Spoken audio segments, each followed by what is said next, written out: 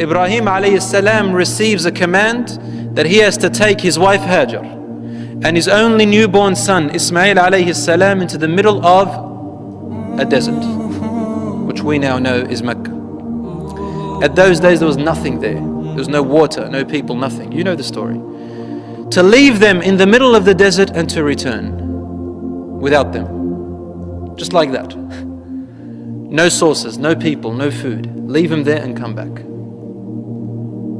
And so he went on that journey. Note, Hajar alayhi salam knew nothing about it. All she knew was that they were going on a journey and they're going to come back home. But also note, my dear sisters, how she was obedient and loyal to her husband. Trust between the husband and the wife. He is a prophet of God, and she is obeying him, putting her trust and loyalty in Allah, then her husband. So they went, and when they reached the middle of the desert, they sat down, and Ibrahim alayhi salam stood up, and he started to walk back to Palestine. And he did not ask his wife to follow. So she chased after him. Ya Ibrahim, إِلَى مَنْ تَتْرُكَنَا? Who are you leaving us to? There's no one with us. What are you doing? And Ibrahim alayhi salam would not reply to her. Why?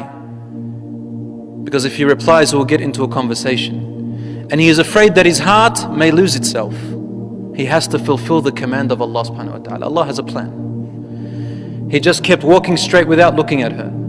And she kept on following him. Ya Ibrahim, إِلَى مَنْ تَتْرُكَنَا? Who are you leaving us to? And he would not reply. He just kept walking. Finally, Hajar alayhi salam stopped for a minute and thought. With her piety, with her righteousness, with her knowledge of Allah subhanahu wa ta'ala, she asked one simple question. Ya Ibrahim, Allahu amaraka bihada? Is it Allah who commanded you to do this? And Ibrahim alayhi salam, still without looking at her, he replied in only one answer. He said, yes. And he kept walking. At this point, Hajar alayhi salam stopped. And she watched her husband walk away. She calmed down and she said the following words. إِذَنْ لَنْ يُضَيِّعَنَ اللَّهِ. Therefore, Allah will not let us go. Allah will not lose us. Allahu Akbar. I want you to put yourself in that position. To us it's an imagination, it's just a story. But imagine you are really there, and it is you, the woman who her husband is commanded to leave her right there, in the middle of nowhere. In the middle of nowhere.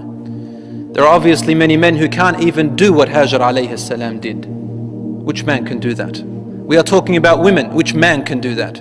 She had the power of 100 men at that time, at heart. She said, إِذَنْ لَنْ يُضَيِّعَنَ اللَّهِ. Allah will not lose us. Such reliance upon Allah subhanahu wa ta'ala. Why would she not be one of those of paradise? This is a perfect example of her. إِذَنْ لَنْ يُضَيِّعَنَ اللَّهِ. Allah will not lose us. And you know the story. She began to run between Safa and Marwa when the food ran out, and Allah subhanahu wa ta'ala gave them water called Ma' Zamzam. And a whole village came and lived around them.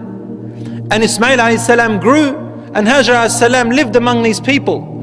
And Allah subhanahu wa ta'ala willed it for them not only to be looked after, but to also grow a whole city, a new tribe, which never existed before. And it lasted out of her honor. Allah subhanahu wa ta'ala honored her in the Quran and honored her till today. Millions of Muslims around the world go, men and women, to carry out the ritual of a woman. One woman. What do? We actually hurry between Safa and Marwa. What is it? It's walking and hurrying between Safa and Marwa. Why? Just because of one woman.